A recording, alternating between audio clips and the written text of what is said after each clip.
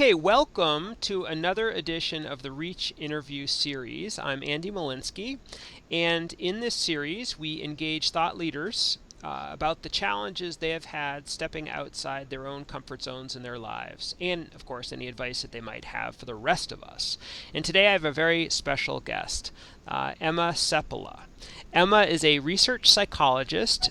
She holds many titles. She's the science director of Stanford University's Center for Compassion and Altruism Research and Education. She's a co-director at the Yale College Emotional Intelligence Project, where she teaches the psychology of happiness. She consults with Fortune 500 leaders. She's a prolific writer. Her work has been featured in so many places I couldn't even name them all here: New York Times, Washington Post, and so on. She does very, very interesting work, and also has written the book, The Happiness Track, which you should definitely check out. And now, as of today, you have the ability to get it in paperback. So thanks a lot, Emma, for being with us today. It's my pleasure, Andy. And great. So what I'd like to do is I'd like to ask you to tell us about a situation that's been outside your comfort zone in your life, in academics, in work outside of academics, whatever it might be. What was that situation? What was it like? What were some of the challenges, and how have you tried to overcome them? We'll start from there. Well, first of all, what an interesting question, and a question that I'm now inspired to ask others, because I'm sure it brings out so much wisdom as well in people's experiences. So one of the hardest times of my life where I was really outside my comfort zone was a time when I was conducting a research study I was very passionate about. I could see that it could have tremendous impact on people's lives, people that were really suffering. And I was heart and soul into it. I'd spent years writing grants to finally get the funding to do the study. I finally could do the study. And as it was happening, I was going through a divorce suddenly, and I was actually working in a place that was extremely antagonistic. It just very, very harsh, negative place, very unhappy workplace. But as a consequence, I was, on the one hand, doing this study that I was so passionate about, and on the other hand, everything was falling apart at my home. Things were falling apart in my workplace because it was as if everyone was turned against me in some way. And I had nothing to hold on to, except I needed to keep the study going because I knew it was going to be helpful for people. And it really did end up being tremendously helpful.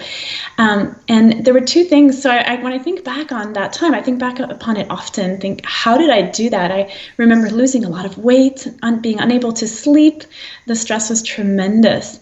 So there were a couple of things. For one, I really think that passion I had to move the study forward somehow carried me through. And there's now research coming out on passion and how that can really help you surmount those really difficult times. Actually, Emma, can I pause, because this is a great story. Can you tell us before we get into how you coped with the situation, which sounds like it was a really hard situation? Can you tell us just what the research study was? Then it would let you identify too many details of what I'm talking about. Okay. Rather not. That's okay.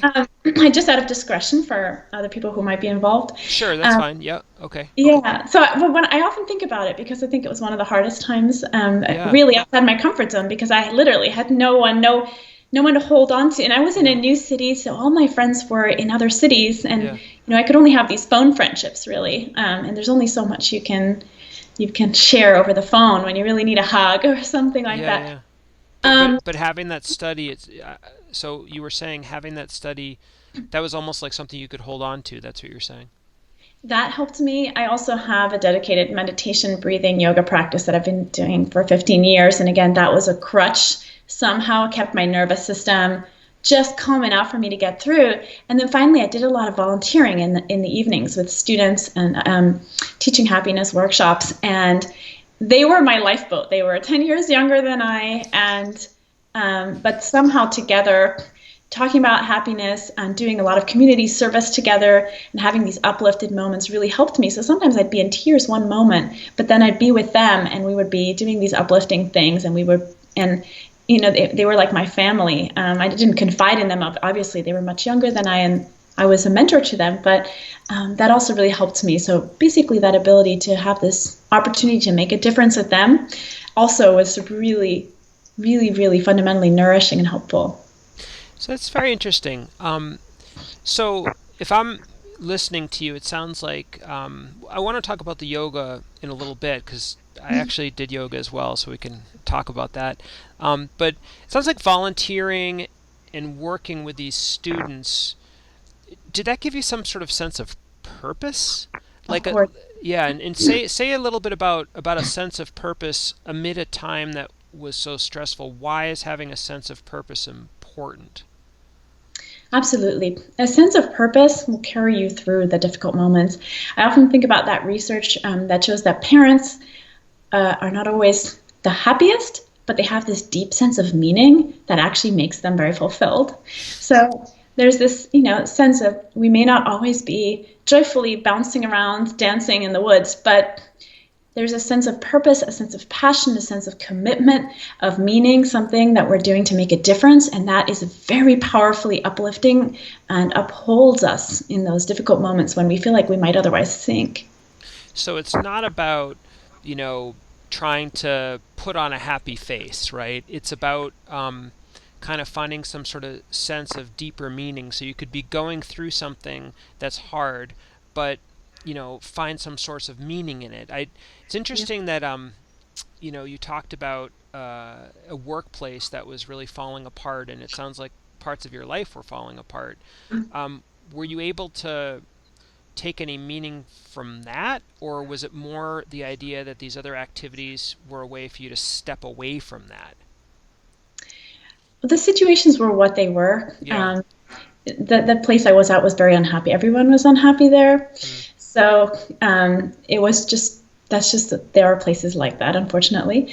But they can make you stronger. And this is the thing. If I had only been in this state of, I'm going through a divorce and I'm really unhappy at my workplace, it's not a very positive place, then I could have turned the whole conversation, made it about me. Poor me, you know, me, myself, and I, right? But I think that what really helped me was doing the study I was so passionate about that I felt could really make a difference, and then being with the students and working to uplift them and to do community service with them. Those two things, my attention was turned not just inward, feeling sorry for myself, but it was turned outward towards groups and populations that maybe I could make a difference with, and together, those things really helped create a lot of resilience. Within those moments, so that I didn't always just focus on myself, which I think might have turned out differently. It's interesting. It reminds me of research that I did a while back where people had to perform necessary evils, we called them, with my colleague Joshua Margolis at Harvard Business School. And we studied managers delivering bad news, laying off people, police officers evicting people from their homes. I did ride-alongs. I watched the police officers do this. Pediatric physicians performing painful procedures on children, and I know offline we've talked a little bit about that too.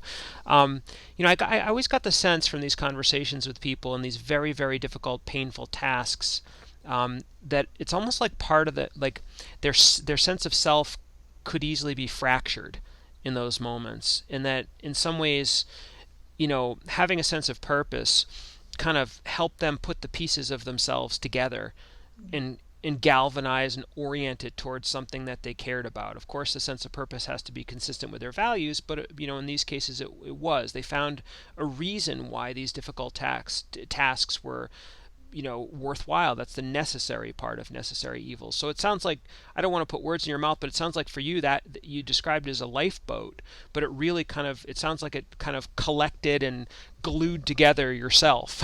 Is that too metaphorical? No, I agree. I think that sense of purpose and service, something beyond yourself, coupled with self-care. So that was the Yeah. meditation part. I think that part is essential too, Yeah. because if you don't have the self-care piece, there's only so long you can go as the Energizer bunny that's running on empty. So that combination, I think, was really powerful and is really powerful to help be more resilient. There's also different pots in your life. There's work, it's not going that way great. Okay, there's relationship that's not going that great. But this is the study's going great and the volunteering's going great. So it's like and the meditation's going great. So there's these different pots. So it doesn't always have to seem like, oh, my life is terrible. It's, these two aspects are not going that great for the time being, but these three really are. And that really helps create also some kind of balance. But you need to realize that you need to have that perspective. I think a lot of us, when we're experiencing something so difficult, like you talked about, like a toxic workplace or a toxic relationship or whatever it might be, our focus might be drawn in there, right? But what you're saying, it sounds like, is to widen and realize that just like we have, this is probably a terrible analogy, but just like we have stock portfolios with, well, good performing stocks and poor performing stocks, right? Yeah. So you can sort of see the whole landscape. Our lives are like that too, in some ways, it sounds like. It's so true. And again, meditation for me has helped so much with gaining that perspective, because you sort of take a step away from the immediate emotions and you gain perspective. I mean, one thing I do, and there's so much research on it now and it's been discussed so much, but that sense of gratitude, and I think about it. Tell us about that, because I'm not sure people listening know about, are you connecting meditation to gratitude, or? Well, I think meditation really helps create a perspective, because instead of being completely involved in your thoughts and feelings, you're observing them, so you realize you are not your thoughts and feelings. But the sense of gratitude is just recalling the positive things that are happening in our life. And we know from research studies that 3 times more positive things happen to us every day than negative. And yet we also know that due to the negativity bias, we're focused on that one negative thing that's happening, or right. And so being able to maintain a sense of perspective and actually realism is to actually bring your awareness to the things that are going right. And the more you do that, the more automatic it becomes. And for me, every day I find myself going about my day and thinking, oh my goodness, I love my home. Oh my goodness, I love this, I love that. And just it just naturally becomes, helps with perspective. And that's been really helpful too, despite anything that can be going on. And honestly, there's always things going on in our lives. Every now and then there's storms that happen. And it's that ability to stay centered and have perspective that is so helpful. I think we were just sharing before the call that we've been dealing with some health issues with our son, and how, it's easy to get lost in that, emotionally wrecked and so forth, or coming back to a state of centeredness, gratitude, and calmness, which is so much more helpful for the situation. So I've found that I've been in both places, and yet when I'm able to be in that centered space, it's just a better outcome for everybody. Yeah, so meditation, I thought what you said about meditation is so interesting, that it if you can achieve it, because I've tried it too, so I think I have a bit of a sense of what it's like, but also at least from my perspective, the challenges of being able to actually do it.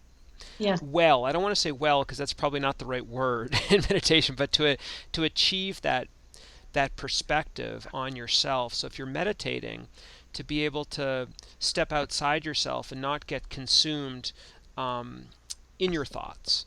How hard is that when you are? So it sounds like it's a bit of a paradox, because meditation is most critical when you're experiencing such difficult situations in your life. But when you experience such difficult situations in your life, it makes meditation perhaps most difficult to do. Do you know what I mean? To actually step outside yourself. So how do you do that? Well, for one, I would say constant practice. Practice. I meditate every single day. I also do yogic breathing exercises that really help to calm my nervous system, so my mind calms down. And that I've been doing for 15, 16 years. And there's so many days when you're meditating and you just feel like there's so many thoughts in my head. This definitely can't be helping me in any way. I'm just sitting here thinking. And it doesn't matter if you have that experience. I mean, over time, you are impacting your nervous system. I mean, think about it. During the day, we're running around, we're consuming over 35,000 gigabytes of information every day. This is from a 2009 study, and that was when the iPhone had barely been out for a year. Can you imagine what it is now? We're taking all this information in.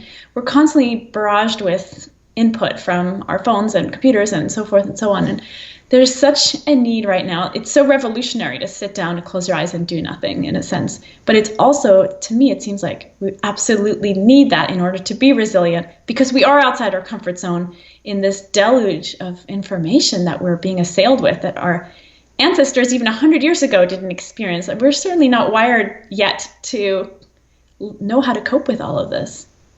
So recharge our batteries, gain perspective. I'm in. Yeah. So any final advice to folks about stepping outside your comfort zone from your personal experience, your research? You've done so much research. Anything that you'd like to say to people watching this video around comfort zones and advice? Well, I think we often are trying to escape how we're feeling, whether through food or through browsing our phones or internet, or there's so many ways that we do that because we want to escape those negative feelings, and yet that doesn't help because they don't actually go away. And we have this in the United States in particular. We just want to feel happy all the time. We don't want to feel the negative, which is actually not the case in other cultures where there's more of an acceptance that negative and positive go hand in hand. If you didn't experience negative, you wouldn't experience the positive as much either. So cultivating that ability is going to make you more resilient, and it's going to allow you to go outside your comfort zone, learn new things, go into scary places, face fears, and grow as a person if you cultivate the ability to just be when you're feeling negative emotions. And again, meditation, yoga, breathing are great ways to do that. But also just the intention to face your fears. You're scared of public speaking? Great. Then schedule yourself for 10 talks in the next couple months, for example. And then start meditating. Yeah, you'll have a reason. You'll be motivated. All right, thank you so much. This is great, and I know people will enjoy listening to this. So thank you, Emma.